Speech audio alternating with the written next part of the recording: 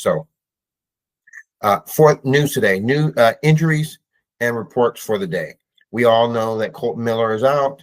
That high ankle sprain that we were told is now a hairline fracture. The problem with a hairline fracture is people immediately begin to think that because it's a hairline fracture, that it's something that heals really fast. You're probably looking at about 6 weeks for him.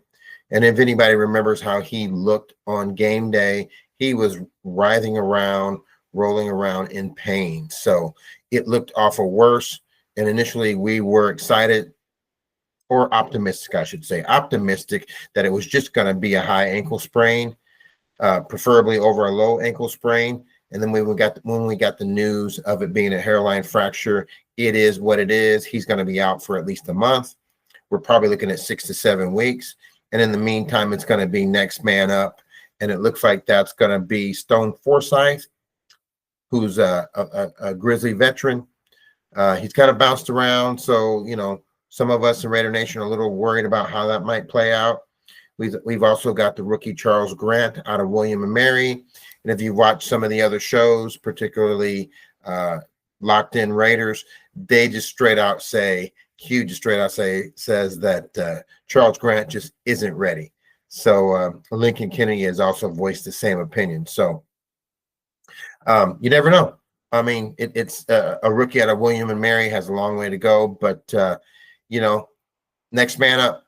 And it's crazy to see that when a guy has the opportunity to play and he can focus in. And yeah, I don't expect any of these guys to win every rep, but we just want a guy, when it's all said and done after 4 quarters, we can say the guy did a good job. So very few people win every rep. Additionally, we want to talk about Brock Bowers.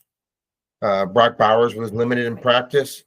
So this may or may not come down to semantics about, you know, how they want to fill out the injury report. But let's look at this now. It's going on a month that that Brock Bowers was had that little tweak on the knee, it looks like, and he just hasn't been the same. And then we see that we've got continued reports of him, like today, that he's being held out or limited in practice. It's just not a good look. And I'm going to say it for probably the 100th time. With this 1-3 record, we probably should have just let him sit for the 2 or 3 weeks instead of having him out there, perhaps slowing down the.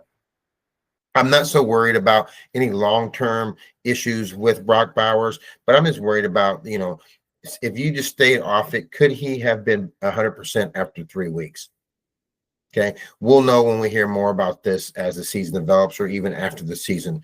Perhaps the Raiders know something that they're not quite sharing, and that's why they're taking this approach. So right now, I'm going to err on the side of caution and give them the benefit of the doubt that they know more than I know. So that's that as far as your news and injury reports.